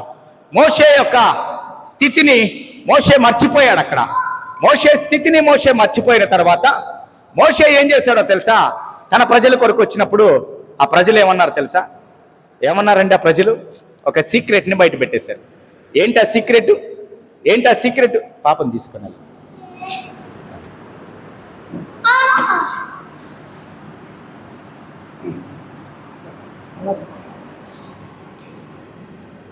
మోషే రహస్యంగా వారి నిమిత్తము చేసినటువంటి ఆ హత్య గురించి వారు మాట్లాడారు. పైగా మోషేతో ఒక మాట అన్నారు. ఏమన్నారంటే, మా మీద తీర్పు తీర్చడానికి, అధికారము చెలాయించడానికి నువ్వెవరు? వాస్తవంగా మోషే యువరాజు కదా. మోషేని వీరు దూషిస్తున్నారు. ఏమని మాట్లాడుతున్నారు తెలుసా మోషేతోటి? మాకు న్యాయాధిపతిగా నిన్ను ఎవరు నియమించాడు? తీర్పురిగా ఎవరు నియమించారు నిన్ను? ఏంటి మేము కొట్టుకుంటుంటే నీకేంటి ఓ అన్నారు మోషే. విషయం అర్థమైంది, ఫరోకి తెలిసిపోయింది. అవునా, మోషే కూడా హెబ్రీయుడు కదా, ఆ బుద్ధే చూపించాడు కాబట్టి మోషే కూడా దొరికితే పట్టుకొని చంపేయండి అని అన్నాడు. మోషే పారిపోయాడండి. ఎక్కడికి పారిపోయాడు? భాష తెలియని ప్రాంతానికి మరణ భయం చేత మోషే పారిపోయాడు. ఇప్పుడు మోషే ఒంటరిగా ఉన్నాడు. రాజా కుటుంబంలో పెరిగిన వ్యక్తి, ఆ ఫుడ్ వేరుగా ఉంటుంది కదండి. ఆ లగ్జరియస్ లైఫ్ ఎలా ఉంటుంది? చాలా లగ్జరియస్ లైఫ్ అనుభవించాడు అతను. ఎంత లగ్జరీగా పెరిగాడంటే, మోషే ఒక యువరాజు కదా, అనేకమైన పదార్థాలు తినటువంటి గొప్ప స్థితిలో బతికినటువంటి మోషే ఇప్పుడు ఎక్కడికో వెళ్ళిపోయాడు, పారిపోయి ఒక యాజకుని ఇంటిలో చేరాడు. ఆ యాజకుని దగ్గర కుమార్తెను పెళ్లి చేసుకున్నాడు. పెళ్లి చేసుకున్న తర్వాత ఇప్పుడు ఊరకనే ఎందుకు తినాలనుకున్నాడు మోషే. వెంటనే మోషే ఎవరో కూడా ఆ యాజకునికి తెలియదు. యువరాజు అనే సంగతి మోషే గురించి యాజకునికి తెలియదు. మోషే ఇప్పుడు సీనాయి అరణ్యములో గొర్రెలు మేపడానికి వాళ్ళ మామతో ఒక ఒప్పందం చేసుకున్నాడు. ఆ గొర్రెలు తీసుకొని వెళ్ళి మేపుతూ ఉన్నాడు. నాకు తెలిసి అనుకుంటా, నేను ఏ స్థితిలో ఉండాల్సిన నేను ఏ స్థితిలో ఉన్నాను, అనవసరమైన విషయాల్లో తలదూర్చాను నేను. వాడు కొట్టుకొని ఉంటే నాకేముంది, ప్రశాంతంగా వాళ్ళిద్దరిని వదిలేసి ఉంటే వాళ్ళు అనుకునే వాళ్ళు, ఒకటి చచ్చేవాడు, ఇంకోటి జైలుకి పోయేవాడు, సగం శనిపోయేది. నేనెందుకు కోపడాలి, నేనెందుకు ఐగుప్తుడిని కొట్టాలి, చూడు ఎలాంటి రాజభోగాన్ని వదిలిపెట్టి గొర్రెలు మేపుకునే స్థితికి నేను వచ్చాను అని ఒకవేళ మోషే అలా బాధపడుతూ ఉండొచ్చు. అవునా? నిజంగా బాధపడుతుంటాడు మోషే. ఎందుకంటే దేవుని చిత్తమేంటో మోషేకి తెలియదు కదా. కాబట్టి మోషే ఆ రీతిగా బాధపడుతూ ఉన్నప్పుడు దేవుడు మోషేతో మాట్లాడడం మొదలుపెట్టాడు. మోషే వండుచున్న పొదలో నుంచి దేవుడు మోషేతో మాట్లాడడం మొదలుపెట్టాడు. మోషే మోషే అని పిలిచినప్పుడు పొద కాలిపోవట్లేదు కానీ మండుతుంది. మోషే సమీపించాడు. సమీపించిన తర్వాత దేవుడు మాట్లాడడం మొదలుపెట్టాడు. ప్రియమైన వారలారా, ఒంటరిగా కూర్చున్న వ్యక్తితో దేవుడు మాట్లాడడం మొదలుపెట్టాడు. ఇప్పుడు అందుకే మనం ప్రార్థన చేసేటప్పుడు చాలామంది అందరికీ వినబడాలని చర్చి ముందు గేట్లు పట్టుకొని కొంతమంది ఊపి ప్రార్థన చేస్తారు. అందరు దారిని పోయే వాళ్ళందరూ కూడా మనల్ని ఏదో పెద్ద బిలీవర్ అనుకోవాలనుకొని రోడ్లోనే నిలబడి ప్రార్థన చేస్తారు. మనం ప్రార్థన చేసేటప్పుడు ఎలా ఉండాలి? ఒంటరిగా నువ్వు ప్రార్థన చేస్తే జవాబిచ్చే దేవుడు ఆయన. నీ ప్రార్థన నీ గదిలోకి వెళ్ళి తలుపేసుకొని ప్రార్థన చేస్తే దేవుడు నీతో మాట్లాడతాడు. నువ్వు వాక్యం చదివేటప్పుడు అందరు మధ్యలో పెట్టుకొని, చాలా మంది ఇంట్లో అందరూ మాట్లాడుకుంటా ఉంటారు, బైబిల్ చదువుతూ ఉంటారు వీళ్ళు. నువ్వు వాక్యం చదివేది, ప్రార్థన చేసేది, ఆ సమయం అంతా కూడా ఒంటరిగానే గడపాలి. ఇప్పుడు మోషే బాధపడుతూ వేదన పడుతూ ఉన్నప్పుడు, మోషే నువ్వెందుకు వేదన పడుతున్నావు? యోసేపుని తీసుకొచ్చి సింహాసనం ఎక్కించిన దేవుని నేనే. ఇప్పుడు నీతో మాట్లాడబోతున్నాను. యోసేపుని నేను ప్రధానిని చేయాలి అని అంటే కుటుంబం నుంచి వేరుపరచాలి, తీసుకురావాలి. ఇప్పుడు నేను నిన్ను ఇశ్రాయేలు ప్రజలకి నాయకుని చేయాలంటే వాళ్ళ దగ్గర నుంచి నువ్వు తరమపడాలి. నువ్వు ఒంటరిగా దొరకాలి నాతో మాట్లాడాలంటే. ఇప్పుడు ఒంటరిగా ఉన్నావు నువ్వు, నీతో నేను మాట్లాడబోతున్నాను. 20 లక్షల మంది ప్రజల్ని తీసుకొని నువ్వు బయటికి రావాలి, నాయకుడు అవ్వాలి. నువ్వేంటో కూడా ఈ ప్రజలు తెలుసుకోవాలి, నువ్వేంటో కూడా ఆ రాజు తెలుసుకోవాలి. కాబట్టి మోషే, నిన్ను నేను ఒంటరిగా రప్పించింది నేనే. ఈ పరిస్థితులన్నీ కూడా నా వల్లే జరిగాయి. కాబట్టి ఇప్పుడు నేను మాట్లాడుతున్నాను, నువ్వు ఆలకించి ఈ పనులని చేసి ఈ ప్రజలకు నేను అబ్రహాముకి ఇచ్చిన వాగ్దానం ప్రకారంగా తరాలు గడిచాయి. కాబట్టి అబ్రహాము తరము గడిచింది, ఇస్సాకు తరము గడిచింది, యాకోబు తరము గడిచింది, యోసేపు తరము గడిచింది. నీ తరములో నీ 4వ తరాన్ని తిరిగి నేను తీసుకొని వస్తానన్నాడు. ఇప్పుడు 4వ తరంలో నేను నిన్ను చూశాను. నువ్వు సమర్థుడైన నాయకుడు అని నాకు అనిపించింది. నువ్వు ఈజిప్ట్కి అధ్యక్షుడు కాదు, నువ్వు ఈజిప్ట్కి ప్రధానిగా ఉండద్దు. నువ్వు రా, నిన్ను తీసుకొని నేను వెళ్ళి గొప్ప చేయబోతున్నాను మోషే అని. ఇప్పుడు ఏ ప్రజలైతే మోషేతోటి నువ్వు తీర్పరిగా నిన్ను పెట్టిన వాడు ఎవడని మాట్లాడారో వాళ్ళే తీర్పు కోసం మోషే దగ్గరికి వచ్చి కూర్చున్నారు. అవునా? ఒక సందర్భంలో మామ వచ్చి ఏమని చెప్తాడు, అయ్యా ఉదయం అవుతుంది నువ్వు కూర్చుని, రాత్రి అయిపోయినా కానీ ఇంకా వీళ్ళ వ్యాజ్యాలు తీరట్లేదు కాబట్టి కొంతమంది న్యాయాధిపతులను పెట్టు అని అన్నాడు. ఏ ప్రజల చేత తృణీకరించబడ్డాడో, ఏ ప్రజల చేత మాకు నువ్వు నాయకుడిగా మా మీద నేను తీర్పరిగా పెట్టినవాడు ఎవడు? నువ్వేంటి మాతో మాట్లాడేది? మేము కొట్టుకుంటాం, సస్తాం, నీకెందుకు ఓ అని మాట్లాడిన వారిని మోషే నడిపించే నాయకుడయ్యాడు. ఒంటరిగా ఉన్న మోషేని దేవుడు ఏం చేశాడు? ఇప్పుడు నాయకుడిని చేశాడు. ఒంటరిగా ఉన్న మోషేతో దేవుడు ఏం చేశాడు? ఇప్పుడు నాయకుడిగా చేయడమే కాదు కానీ మోషేని తనకి నమ్మకమైన వాడుగా ఏర్పరచుకున్నాడు. హెబ్రీ పత్రికలో కూడా మాట రాయబడింది, మీరు ఎగ్జామ్ రాశారు కదా, చదివి ఉంటారు మీరు. అది మోషే దేవుని ఎక్కడున్నాడా నమ్మకంగా? చెప్పండి అమ్మా. ఇల్లంతటి అంటే ఆయన ఇల్లు ఏంటి? ఎక్కడుంది దేవుని ఇల్లు? మోషే దేవుని ఇల్లంతటిలో నమ్మకమైన వాడంట. అంటే మోషే ఎలాంటి వాడు? దేవుని ఎరిగినవాడు కాబట్టి దేవుని నమ్మకాన్ని చూరగొన్నవాడు. దేవుడే ఒక మనిషిని నమ్మాడు. దేవుడే ఒక మనిషిని నమ్మి తన ఇంటికి అధిపతిగా చేశాడు. దేవుడే తన ఇల్లు అంటే ఎవరు? ఇశ్రాయేలు జాతే. తన ఇల్లు అంటే ఎవరు? యాకోబు సంతానమే. తన ఇల్లు అంటే ఎవరు? ఈ యొక్క 20 లక్షల మంది ప్రజలకి దేవుడు నాయకుడిని చేశాడు యోసేపుని. ఒంటరివాడు ఏమయ్యాడు? ఇప్పుడు నమ్మకస్తుడిగా మార్చబడ్డాడు. యోసేపు ఒంటరివాడు, పరిశుద్ధుడు. ఇప్పుడు ఒంటరివాడు ఆయన ఇల్లంతటిలో నమ్మకమైన వాడుగా చేసుకున్నాడండి. ఎంత గొప్ప దేవుడు అండి ఈయన! ఇలాంటి దేవుడి లోకంలో ఎవరినైనా మనం చూడగలమా? మాట్లాడే దేవుణ్ణి మనం చూడగలమా? మన సమస్యలు అర్థం చేసుకునే దేవుణ్ణి మనం చూడగలమా? మనం అడిగిన వెంటనే మనకి సహాయము చేసే దేవుణ్ణి మనం ఎక్కడైనా చూడగలమా? ఏమీ ఆశించకుండా మనల్ని ఆశీర్వాదించే దేవుణ్ణి మనము చూడగలమా? దేవుడు మనల్ని ఆశీర్వాదించాలంటే మనం ఆయనకి జీతం ఇవ్వాలా? డబ్బు ఇవ్వాలా? మనల్ని ఆశీర్వాదించాలంటే ఏముండాలి మనలో? మోషేలాగా నమ్మకత్వం ఉండాలి, యోసేపులాగా పరిశుద్ధత ఉండాలి. ఒంటరి వారమైన మనం ఆశీర్వాదించబడాలంటే ఈ 2 క్వాలిటీస్ కలిగి మనం ఉండాలి. అయితే ఇంకొక వ్యక్తిని మీకు నేను పరిచయం చేయబోతున్నాను. ఆ వ్యక్తి పేరు ఏంటంటే, మీకు తెలుసు కదా, దావీదుని గత వారంలో పరిచయం చేశాను. ఆ వ్యక్తిని కూడా దేవుడు ఆశీర్వాదించాడు. ఆ వ్యక్తి మాట్లాడుతున్న మాట ఇక్కడ 102వ కీర్తనలో, నేను ఇంటి మీద ఒంటిగానున్న పిచ్చుక వలె నేను ఉన్నాను, రాత్రి మెలకువగా నుండి ఇంటి మీద ఒంటిగానున్న పిచ్చుక వలె ఉన్నాను అని దావీదు మహారాజు తెలియపరుస్తున్నాడు. దావీదు పరిస్థితి కూడా ఇలాగే అయిపోయింది.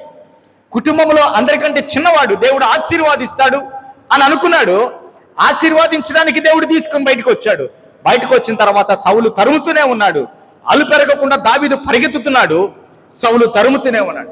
ఏ ప్రాంతంలో దావీదు దాక్కున్నా ఆ ప్రాంతంలో వారు వచ్చేసి సౌలుకి విషయం చెప్పేస్తున్నారు. దావీదు మా ప్రాంతంలో ఉన్నాడు, నిన్న కనిపించాడు అనగానే వెంటనే సౌలు తరుముకోవడం మొదలుపెట్టాడు. చివరికి ఫిలిస్తీన్ల దేశానికి పారిపోయేంత వరకు కూడా దావీదుని తరుముకున్నాడు. దావీదు తన అనుభవాన్ని రంగరించి ఈ మాటలు రాస్తూ ఉన్నాడు. దావీదు ఏదో కవి కాదు. దావీదు తన హృదయంలో ఉన్నటువంటి వాటిని, తను అనుభవించిన వాటిని దావీదు రాసి మనకి లిఖించి మన చేతికి ఈ మాటలు అందించాడు. నేను రాత్రి మెలకువగా ఉండి ఇంటి మీద ఒంటిగానున్నటువంటి పిచ్చుక వలె ప్రాణభయముతో నేను పరిగెత్తుతూ ఉన్నాను. అయితే ప్రియమైన వారలారా, ఏ ప్రజలైతే దావీదు గురించి ఇన్ఫర్మేషన్ ఇచ్చారో ఆ ప్రజలకే దేవుడు దావీదుని రాజుగా నియమించాడు. ఎన్ని సంవత్సరాలు నియమించాడండి రాజుగా? ఎన్ని సంవత్సరాలు? 40 సంవత్సరాలు రాజు. 40 సంవత్సరాలు ఏ ప్రజల చేత హింసపడ్డాడో, ఏ ప్రజలైతే తృణీకరించారో, ఏ ప్రజలైతే తనని చంపడానికి రాజుకి వర్తమానం పంపించారో ఆ ప్రజల మీదే దేవుడు 40 సంవత్సరాలు దావీదుని రాజుగా ప్రకటించాడు.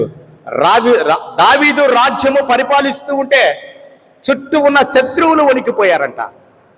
చుట్టూ ఉన్నటువంటి శత్రువులు ఈ ప్రజల వైపు కన్నెత్తి చూడాలంటే, ఇప్పుడు కూడా నెతన్యాహుని చూస్తూ ఉంటే అదే గుర్తొస్తుంది కదా మనకి. ఆ ధైర్యం ఎక్కడదండి? అర్థమవుతుందా మీకు?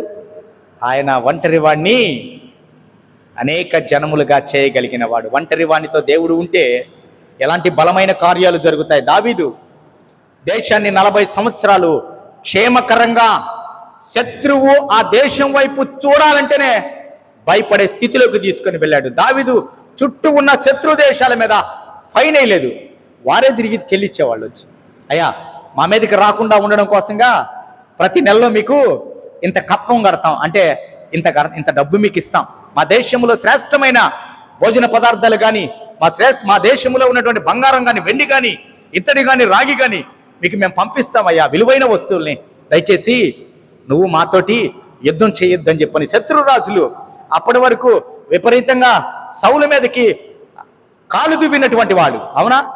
సౌలు యుద్ధం అంటే పరిగెత్తి ఎప్పుడు ఫిలిస్తీన్లు సౌలు మీదకి వచ్చేవాడు. దావీదుని చూస్తే భయపడిపోయే స్థితిలోకి దేవుడు నిలబెట్టాడు. ఇప్పుడు దావీదులో ఒక గుణం ఉంది. ఏంటో తెలుసా ఆ గుణము? దావీదు ఆశీర్వదించబడడానికి ఏంటో తెలుసా ఆ గుణము? దావీదు శత్రువును కూడా ప్రేమించే గుణం ఉంది. ఏంటి? దావీదు దగ్గర ఏం గుణం ఉంది? శత్రువుని ప్రేమించే గుణం ఉంది. దావీదు దగ్గర ఇంకొక గుణం ఉంది, తప్పు చేసినప్పుడు వెంటనే ఒప్పుకుంటాడు దావీదు. అవునా? మనలో చాలామంది తప్పు చేసా బ్రదర్ మీరు అని అంటే, నో నేను చేయలేదు, నేను చేయనండి ఎప్పుడు కూడా అలాగా. మీరు చెప్పడం కరెక్ట్ కాదండి. మనం ఒప్పుకోం తప్పు చేస్తే. మనం ఏం చేస్తాం? తప్పు చేస్తే కప్పుకుంటాం మనం. దావీదు ఏం చేస్తాడు? ఒప్పుకుంటాడు.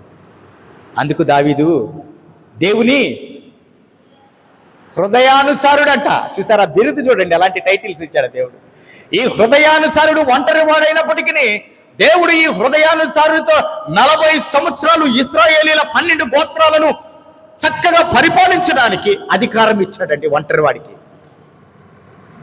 జ్ఞాపకం చేస్తున్నాను ప్రియమైన వారలారా, దేవుడు ఎలాంటి హృదయం కలిగిన వాడో దావీదు అలాంటి హృదయం కలిగిన వాడంట. నిజంగా కంపేర్ చేసుకుంటే దావీదుని దేవునితో, యేసుక్రీస్తు ప్రభుతోటి ఆయన కనికరము కలిగిన వాడంట. దావీదు కూడా కనికరము కలిగిన వాడంట. దావీదు తప్పు చేసినప్పుడు ఒప్పుకునేవాడంట. దావీదు నిత్యము దేవుని దగ్గర ఎన్నిసార్లు ప్రార్థన చేసేవాడో తెలుసా? దావీదు ఎన్నిసార్లు ప్రార్థన చేస్తాడండి? కాదు, ఎన్నిసార్లు ప్రార్థన చేస్తారండి? మీరు లక్కీ లాటరీ లాగా మాట్లాడబాకండి. అయితే అవతలొడ్డు, కాకపోతే అవతలొడ్డు, కొట్టండి ఒక దెబ్బ వేద్దాం, మనం కూడా ఒక చీకట్లో ఒక రాయేద్దాం. ఆయన మన మోహన్ రావు గారు 5 అన్నాడు, కాకపోతే మనం 6 అందాం, లేకపోతే 7 అందాం. ఏం పోయా, నోటి మాటే కదా. తగిలిందనుకో శభాష్ అంటాడు పాస్టర్ గారు. ఆహా, సిస్టర్కి ఎంత నాలెడ్జ్ ఉందండి, ఏం చదువుతుందండి బైబిల్. దావీదు దినమునకు 7 మార్లు ప్రార్థన చేసేవాడట. ఒక రాజు దినమునకు 7 మార్లు ప్రార్థన చేస్తే నువ్వు ఎన్నిసార్లు ప్రార్థన చేయాలి? రాజు అంటే బాధ్యతలు ఎన్ని ఉంటాయో తెలుసు కదా. ఎన్ని బాధ్యతలు ఉంటాయి రాజు అంటే మీకు అందరికీ తెలుసు. ఒక రాజు 7 మార్లు దేవుని సన్నిధిలో ప్రార్థన చేస్తున్నాడు రోజుకి అనంటే నువ్వెన్నిసార్లు ప్రార్థన చేయాలి? 0. డ్యూటీకి వెళ్ళేటప్పుడు ప్రభువా నేను డ్యూటీకి వెళ్తున్నాను, నాకు క్షేమం ఉందా అయిపోయింది ప్రార్థన. డ్యూటీలో నుంచి వచ్చినప్పుడు ప్రభువా నన్ను క్షేమంగా తెచ్చావు, నీకు వందనాలు ప్రభువా, అయిపోయింది. భోజనం పెట్టగానే ప్రభువా ఇదంతా నాకు సరిపోయేటట్టు చేయి ప్రభువా, నా పొట్ట పెద్దదయ్యేటట్టు చేయి ప్రభువా, ఏ కూర కానీ అన్నం కానీ నేను మిగిలించకుండా మొత్తం నేను భోంచేసేయాలా ప్రభువా, ఇదంతా నాకు ఆకలి దయచేయి ప్రభువా, అయిపోయింది ప్రార్థన. పండుకునేటప్పుడు ప్రభువా నువ్వు సెక్యూరిటీ గార్డు కాబట్టి నీకు సెక్యూరిటీ డ్యూటీ నేను ఇస్తున్నా, పౌలంతా నేను కష్టం చేశాను, రాత్రుల్లో మీకు పని అప్పగిస్తున్నా. ఏంటో తెలుసా? మా ఇంటి చుట్టూ నువ్వు మీ దోతలు, మీకు ఇంకా పని బాట లేదు కదా, మీరందరూ కూడా నేను నా భార్య బిడ్డలు చక్కగా పీకల దాకా తేపులు కూడా రాకుండా తినేసాం, పండుకొని ఉన్నాం. ఇప్పుడు నీ బాధ్యత ఏందో తెలుసా? మా ఇంటి చుట్టూ నువ్వు ఉండు, ఏ దురాత్మ రాకూడదు, వచ్చినా కానీ మమ్మల్ని ఏం చేయకూడదు. నేను ఉదయం లేస్తా 7:30కి లేచి చక్కగా టీ తాగి బైబిల్ చదవను, ఇంకా న్యూస్ పేపర్ చూస్తా, అప్పుడు దాకా కాపాడు. ఏం తెలివి కలిగిన క్రైస్తవులుగా మారిపోయామండి ఈరోజు మనం. ఎలాంటి క్రైస్తవ జీవితాన్ని మనం జీవిస్తున్నామండి. దావీదు చూడండి 7 మార్లు దేవునితో గడిపాడంటే, 7 సార్లు. ట్రిప్పుకి అరగంట వేసుకున్నా దావీదు ఒక రోజుకి దేవునితో 3:30 గంట గడిపేవాడంట దేవునితో. మీలో 35 నిమిషాలు నేను దేవునితో గడుపుతానన్న వాళ్ళు ఎవరు చెయ్యి ఎత్తండి పైకి. సగం చెయ్యి ఎత్తుతున్నారంటే డౌటే నాకు. ఫుల్గా ఎత్తండి చెయ్యి. మీరు ఎంతసేపు చేస్తారమ్మా? 35 నిమిషాలు. ఓకే, పాస్ మార్కులు 35. మీరు 1 అవర్. మీరమ్మా 1 అవర్. మీరు 1 అవర్. మీరమ్మా ప్రసన్న గారు 1 అవర్. చూసారా? మీరంతా ఏం చేస్తుంటారు? ఇంకా వాళ్ళు ప్రార్థన చేస్తుంటే తలుపు దగ్గర నిలబడి ఉంటారా? ఏం అడుగుతుందో, నా గురించి ఏం చెప్తుందో దేవునికి నిలబడి ఉంటారా? ప్రార్థన అనేది దేవునితో మాట్లాడడం అనే విషయాన్ని గుర్తుపెట్టుకోండి. నువ్వు దేవునితో గడిపితే దేవుడు నీతో గడుపుతాడు. నువ్వు దేవునితో మాట్లాడితే దేవుడు నీతో మాట్లాడతాడు. దేవుడు మాట్లాడేటప్పుడు నువ్వు ఆలకిస్తే, నువ్వు మాట్లాడేటప్పుడు దేవుడు ఆలకిస్తాడు. అర్థమవుతుందా మీకు? దేవుని వాక్యాన్ని వింటూ ఉన్న నీవు వాక్యాన్ని నిర్లక్ష్యం చేస్తే దేవుని దగ్గరికి ఒక దినమున నువ్వు అవసరమని వస్తే దేవుడు నిన్ను పట్టించుకోడు. దేవునితో నీకు నిత్యము ఆ కనెక్షన్ ఉండాలి. ఆ కనెక్షన్ ఉంటే నువ్వు ముందుకు వెళ్ళగలవు నీ జీవితంలో. ఆశీర్వాదాలు ప్రక్కన పెడితే దేవుడు ఆశీర్వాదించినా ఆశీర్వాదించకపోయినా ఆయన సృష్టికర్త. చాలామంది నన్నేం ఆశీర్వాదించాడండి, ఈరోజు నువ్వు బ్రతికుండడమే ఆశీర్వాదం. ఈరోజు మనము మన కుటుంబాన్ని ఉదయాన్నే చూసుకొని ఆనందిస్తున్నామంటే అది ఆశీర్వాదమే. ఆశీర్వాదం అంటే మనకి బంగ్లాలు ఇచ్చో లేకపోతే ఒక మంచి స్థితిలో పెట్టో ఆశీర్వాదం కాదు. ఉదయం మనం క్షేమంగా లేయడమే అది ఆశీర్వాదం. రాత్రి పండుకున్నవాడు ఉదయం తట్టి లేపితే, మొన్న మా అత్తగారు చనిపోయారని గత వారంలో నేను వెళ్ళిన తర్వాత మా పిన్ని చెప్పిన మాట ఏంటో తెలుసా? ఆమె ఎప్పుడు చనిపోయిందో తెలియదయ్యా, ఉదయాన్నే నేను 5 గంటలకి ప్రార్థనలో గడపడానికి లేచి తట్టినప్పుడు ఆమెను చూస్తే ఆమె కదలలేదు. వెంటనే అనుకున్నాను చనిపోయిందేమో అనుకొని అందరికీ ఫోన్లు చేసి పిలిపించానయ్యా, ఎప్పుడో నైట్ చనిపోయింది, టైం అయితే తెలియదు. ఉదయం చూడలేకపోయింది, ఆ ఉదయాన్ని చూడలేకపోయింది. ఈరోజు దేవుని ఆశీర్వాదం అంటే ఏంటి? ప్రతిరోజును మనము దేవుని సన్నిధిలో గడపవలసిన వారం. ఒక రాజు 7 సార్లు దేవుని సన్నిధిలో గడిపాడంటే మనం ఇంకెన్నిసార్లు గడపాలి దేవుని సన్నిధి? ఉద్యోగాలు చేస్తున్న స్త్రీలు పురుషులు ప్రక్కన పెట్టండి, వారు కూడా గడపాల్సిందే, దాంట్లో డౌటే లేదు, వాళ్ళకి ఎగ్జామ్షన్ ఏం లేదు. అయితే ఉద్యోగాలు లేని స్త్రీలు ఇప్పుడు ఎన్ని గంటలు చేయాలి చెప్పండి? ఎన్ని గంటలు చేయాలి? దావీదు వలె నాట్యం అయితే ఆడతాం, ప్రార్థన అయితే చేయి.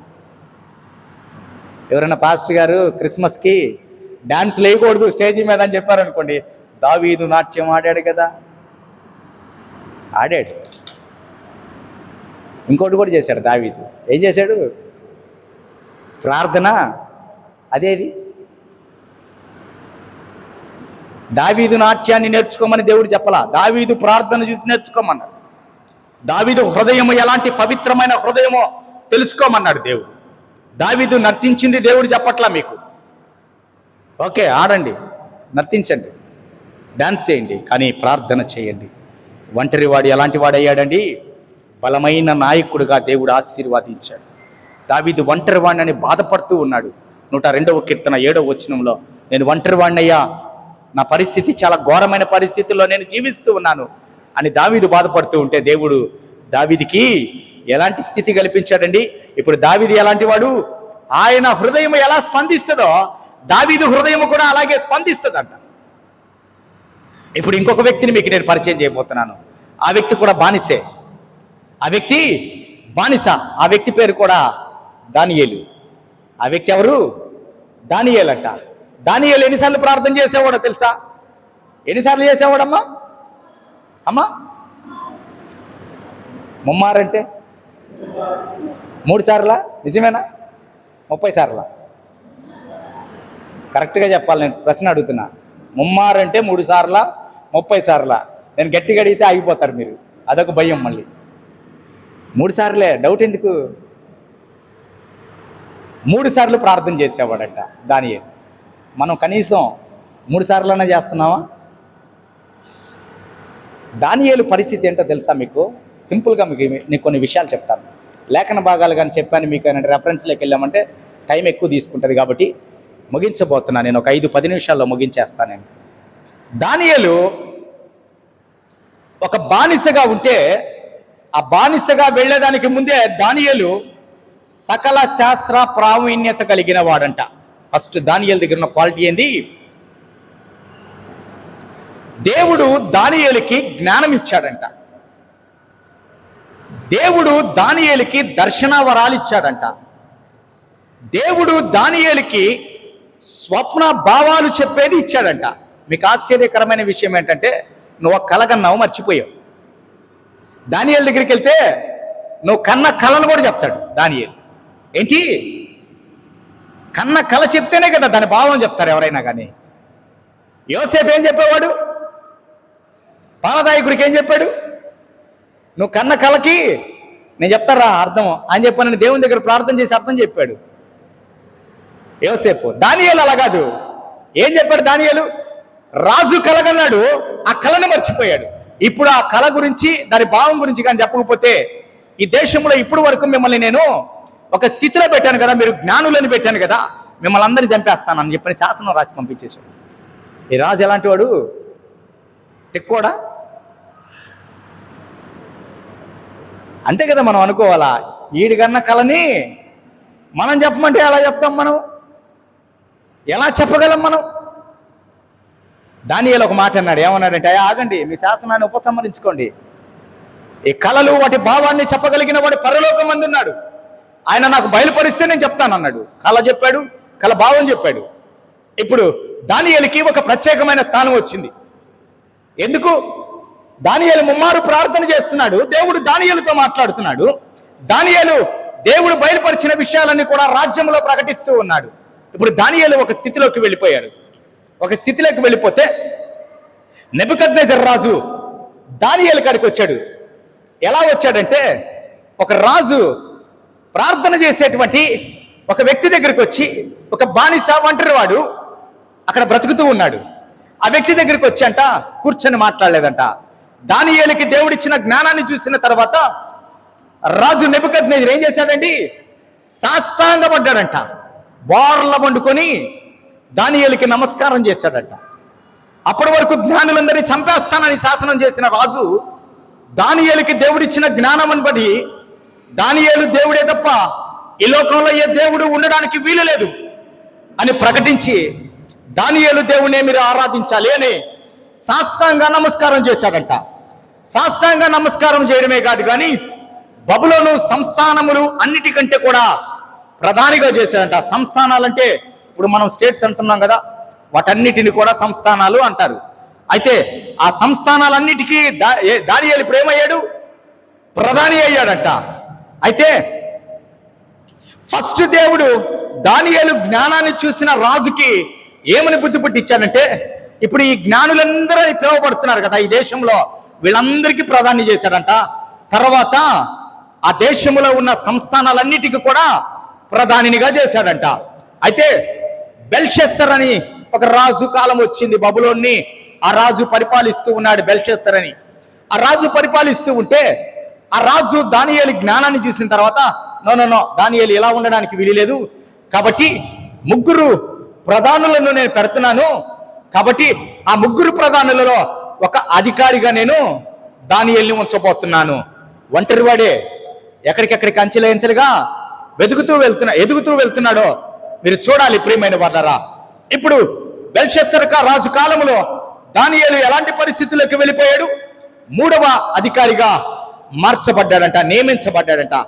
ఆ తర్వాత దర్యావేషు అనేటువంటి ఒక రాజు వచ్చాడంట. ఇదంతా దానియేలు గ్రంథం 5వ అధ్యాయము 4వ అధ్యాయం మొదటి నుంచి మీరు దానియేలు గ్రంథం మొత్తాన్ని చదవండి, అర్థమవుతుంది.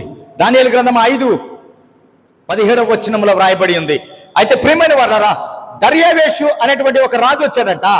ఆ రాజు కాలంలో వచ్చిన తర్వాత ఆ రాజుకి 120 సంస్థానాలు ఉన్నాయంట ఆ దేశంలో, బబులోను దేశంలో. ఆ 120 సంస్థానాలకి అధిపతులను నియమించాడంట. ఇప్పుడు వారందరూ కూడా ఏం చేస్తున్నారు? దానియేలుకి, వారందరి మీద దానియేలుని అధికారినిగా చేశాడంట.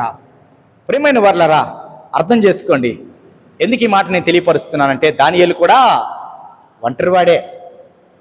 దానియేలు కూడా ఒంటరివాడని కృంగిపోలేదు. దానియేలు ఒంటరివాడని చెప్పని బాధపడలా. దానియేలు ఒంటరివాడని ఎప్పుడు కూడా ఏడవలేదు. దానియేలు తల్లిదండ్రుల గురించి బైబిల్ గ్రంథం మనకేం తెలియపరచకపోయినా కానీ దానియేలు ఎలాంటి వాడంటే, దానియేలు దేవునికి తప్ప ఎవరికి సాష్టాంగ నమస్కారం చేసేవాడు కాదు. దేవునికి తప్ప దానియేలు ఎవరికి పూజ చేసేవాడు కాదు. కాబట్టి దావీదులో ఏముందండి? నిజమైన దేవుణ్ణి ఆరాధించే తత్వం ఉంది. కాబట్టి దానియేలు ఇప్పుడు ఏమయ్యాడు? ఆ దేశానికి 120 సంస్థానాలుంటే ఆ అధిపతులందరికీ ప్రధానినిగా దేవుడు కూర్చుండబెట్టాడు. కేవలము దానియేలులో ఒకటే ఉంది గుణము. ఏంటి ఆ గుణం అంటే? ప్రార్థన చేస్తున్నారు కానీ ఆ గుణం ఏంటంటే దానియేలులో ఉన్న గుణము. ఎలాంటి గుణము దానియేలులో ఉండేది? దేవుణ్ణి ఆరాధించాలి అంతే. ఏ శాసనానికి దానియేలు భయపడడు. ఏ శాసనం గురించి దానియేలు మాట్లాడినా కానీ పట్టించుకోడు. దేవుణ్ణి ఆరాధించే విషయంలో మాత్రం ఆ ఆరాధన నా దేవునికే చెందాలని దానియేలు ఆరాధించేవాడు. జ్ఞాపకం చేస్తున్నాను ప్రియమైన వాళ్ళరా. ఇంకొక చిన్న విషయాన్ని, ఒక వ్యక్తిని మీకు పరిచయం చేయబోతున్నాను, ఏలియాని. ఆ వ్యక్తి 5వ వ్యక్తి మీకు పరిచయం చేయబోతున్నటువంటి ఏలియా. ఈ ఏలియా ఎలాంటి వాడు ఎలాంటి వాడు? కుటుంబం కలిగిన వాడా? బైబుల్ స్టడీలో కూడా ఈ ఏలియా గురించి మనము మాట్లాడుకున్నాం ఇంతకుముందు. బైబుల్ స్టడీకి వచ్చిన వాళ్ళు చెప్తారా ఏలియా గురించి? భలే వాళ్ళు సార్, ఆ పుస్తకం అక్కడ ఇంట్లో పెట్టాము, మీరెంత సడన్గా అడిగితే అలాగే శనివారం అన్న మాకు ఒక మాట చెప్తే ఒకసారి దాన్ని చదువుకొని వచ్చిండేవాళ్ళం. ఏలియా ఎలాంటి వాడు?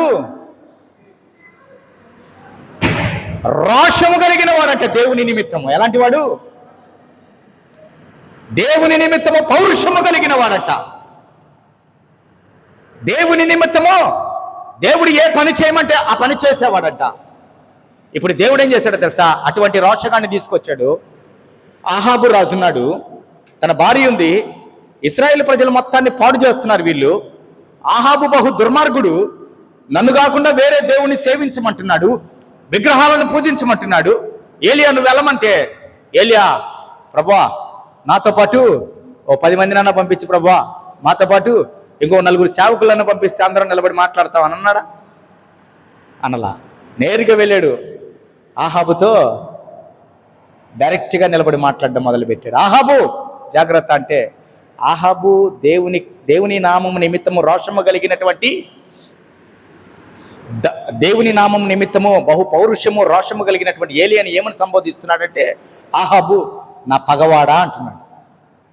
ఇప్పుడు మనము దేవుని నిమిత్తము రోషము కలిగి ఉంటే లోకానికి మనం ఎలా అవుతామండి? పగవారం అవుతామా? దేవుని తెలుసుకున్న వాళ్ళకి మనము ఎలాంటి వారం అవుతాం? మనల్ని ద్వేషిస్తున్నారంటే వారికి దేవుని ప్రేమ అర్థం కాదు, ఆయన కట్టడలో అర్థం కాదు, అందుకే మనల్ని వారు ద్వేషిస్తూ ఉన్నారు. ఇప్పుడు ఆహాబు రాజు కూడా ఏమని మాట్లాడుతున్నాడు? ఏలియాని నా పగవాడా, నీ చేతిలో పడ్డానా నేను? ఏలియా ఒంటరివాడు. కెరీతు వాగు దగ్గర కూర్చున్నప్పుడు ఒంటరివాడు పోషించబడ్డాడు. ఒంటరివాడు దేవునితో మాట్లాడుతూ ఉన్నాడు కూర్చొని, ప్రభువా నన్నేంది ఇలా చేసావు, ఈ వాగు దగ్గర కూర్చోబెట్టావు, ఇక్కడ నీళ్లు దాపిస్తున్నావు, కాకి చేత నాకు కబురెట్టి పంపిస్తున్నావు, కాకి చేత నాకు భోజనం సిద్ధపరుస్తున్నావు, ప్రభా మా ఇంట్లో ఉంటే నేను చక్కగా భోజనం చేసేవాడిని కదా. ప్రభు నిమిత్తము ఒంటరివాడైనా రోషము కలిగి జీవించాడు ఏలియా. అందుకే ఎలీషా ఏలియా దగ్గరికి వచ్చిన తర్వాత వారిద్దరు కలిసి యోర్దాను నదిని దాటి వెళ్ళిన తర్వాత ఆ మరలా తిరిగి దేవుడు ఏలియాని సుడిగాలి చేత తీసుకొని మరణము చూడకుండా కొనిపోబడ్డాడట. ఏలియా ఎలా వెళ్ళాడండి? ఏలియాకి మరణం లేదు, దేవుని చేత కొనిపోబడ్డాడంట. సుడిగాలి చేత కొనిపోబడిన తర్వాత ఎలీషా 2 ఆత్మ కావాలని చెప్పని పొందుకొని తిరిగి వచ్చి ఏలియా దుప్పటి అక్కడ పడడం చూసిన తర్వాత ఆ దుప్పటిని తీసుకొని ఏలియా దేవుడైన యెహోవా నీవెక్కడా అని దుప్పటి తీసి ఆ యొక్క నదిని కొట్టగానే నది ఏమైపోయింది? పాయలుగా చీలిపోయిందంట. ఏలియా దేవుడు అంట ఆయన. ఎవరు? ఇప్పుడు ఎలీషా దేవుడు అయిపోయాడు ఆయన. మళ్ళీ అబ్రహాము దేవుడు, ఇస్సాకు దేవుడు, యాకోబు దేవుడు, యోసేపు దేవుడు, మోషే దేవుడు, దానియేలు దేవుడు, దావీదు దేవుడు, ఏలియా దేవుడు, ఎలీషా దేవుడు. ఇప్పుడు చెప్పండి ఎవరు ఆ దేవుడు? నా దేవుడు అని చెప్పాలి మీరు. ఇప్పుడు ఏం చేయాలి? నా దేవుడు నన్ను ఒంటరివాడు కాదు అని చెప్తున్నాడు. నా దేవుడు నా శ్రమలో నుంచి నన్ను విడిపించగలిగిన దేవుడు, నా దేవుడు నన్ను రక్షించగలిగిన దేవుడు, నా దేవుడు నా జీవితంలో నాకు ఏదైనా చేయగలిగిన వాడు. ఆ సాక్ష్యం మీరు చెప్పగలగాలి. ఏదైనా ఒక నష్టం జరిగినప్పుడు, ఒక వేదన కలిగినప్పుడు, ఏదైనా ఇబ్బంది కలిగినప్పుడు ఓరకనే కుమిలిపోతా ఉంటాం, కూర్చొని కుమిలిపోతాం, ఒక మూలన కూర్చొని ఏడుస్తూ ఉంటాం. ఏడుస్తూ నాకే ఇలా జరిగిందే, నాకే ఈ పరిస్థితులు వచ్చినాయి, నన్ను ఆదుకునే వాళ్ళు ఎవరు లేరే, నా బాధ చెప్తే ఎవరు కూడా నన్ను పరామర్శించే వాళ్ళు లేరే. అవసరంలే, ఎవరికి చెప్పొద్దు నీ బాధ, ఎవరితో పంచుకోవద్దు. నువ్వు పంచుకోవలసిన వాడు ఎవరు? సైన్యములకు అధిపతియగు దేవుడు. నాతో చెప్తే నేనేం చేయలేను, మీ భర్తలతో చెప్తే వారు కూడా ఏం చేయలేరు, వాళ్ళు కూడా బాధపడతారు. మీ బంధువులతో చెప్తే వారు కూడా పక్కకెళ్ళి హేళనగా మాట్లాడుకుంటారు మనల్ని. నువ్వు చెప్పాల్సింది ఎవరికి? మాట్లాడే దేవుడికి చెప్పాలి, పరిష్కారం చూపించేవాడికి చెప్పాలి. ఇప్పుడు ఏలియా ఎలాంటి పరిష్కారం చూపించాడండి ఈ దేశానికి? అగ్ని నేత్రములు కలిగిన వాడు, అగ్ని దేవుడు దిగి రాబోతున్నాడు అని చెప్పని ఒక ఛాలెంజ్ విసిరాడు ఆ ప్రజలకి. అందుకే అనుకుంటాను ఎలీషా ఏలియావైన దేవా అన్నాడు. ఎందుకంటే ఏలియా ప్రభు ఆకాశం నుంచి అగ్ని దిగి ఈ యొక్క దహన బలిపీఠాన్ని దహించి వేయమన్నప్పుడు లోపల ఏమైనా కింద కూడా కందకంలో ఉన్నటువంటి రాళ్ళు కూడా ఏమైపోయాయి? పొడి పొడి అయిపోయినాయి. అలాంటి ఏలియా దేవుడు ఈరోజు ఒంటరిగా ఉన్న నీతో ఉన్నాడు. అలాంటి దానియేలు దేవుడు నీతో ఉన్నాడు. అలాంటి దావీదు సేవించిన దేవుడు, మోషే నడిపించిన దేవుడు, యోసేపుతో ఉన్న దేవుడు, అబ్రహామును పిలిచిన దేవుడు, ఇస్సాకుకు క్షేమమును ఇచ్చిన దేవుడు, యాకోబుని ఆశీర్వదించిన దేవుడు ఈ దినమున ఒంటరిగా ఉన్న నీతో ఉన్నాడు. ఆ దేవుడు భయపడాల్సిన అవసరం ఏంటి? ఏ విషయం గురించి? వ్యాధి వచ్చిందా? ప్రార్థన చేయి. దుఃఖం వచ్చిందా? ప్రార్థన చేయి. దేవుని వాక్యము సెలవిస్తుంది. నువ్వు బాధలో ఉన్నావా? నువ్వు వ్యాధులతో ఉన్నావా? నువ్వు ప్రార్థన చేయి. శ్రమలో ఉన్నావా? వాక్యము చదువు. ఇంకా ఏమైనా ఇబ్బందులు వచ్చాయా? చక్కగా పాటలు పాడు, దేవుని స్తుతించు. ఇవన్నీ కూడా మన కష్టం. విన్నంతసేపే మనలో ఉద్రేకం వచ్చేస్తుంది. ఇంటికి పోగానే నాకు అది ఉంది కదా, మర్చిపోయాను నేను, అది ఇప్పుడు దాకా మర్చిపోయాను. నేను వాడికి కట్టాలి కదా డబ్బులు, లేదా నా సమస్య అది కదా, మళ్ళీ ఆ సమస్య దగ్గరికి మనం వెళ్ళిపోతాం. ఇప్పుడు మాత్రం